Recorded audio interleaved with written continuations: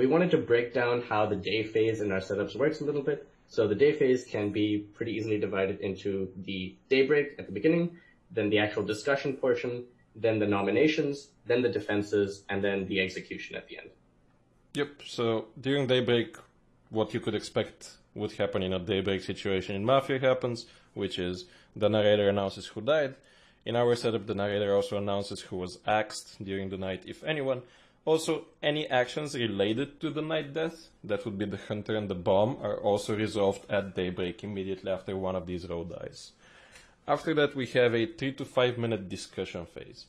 And one of the things we keep coming back to is answering the question why our discussion phases are so short.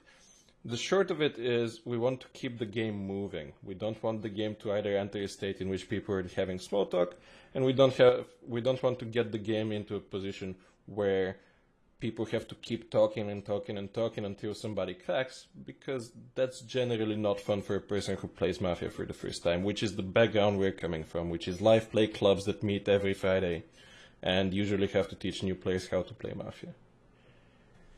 Yeah, so that's why the day phase is the way it is. After the day phase, of course, we have nominations, defenses, and executions, and you've seen from the games how the voting works there. So people nominate other people.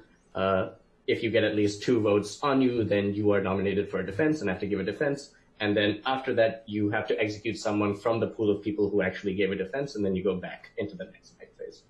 Yep, so the day phase does divide it into these rigid procedures and rigid structure.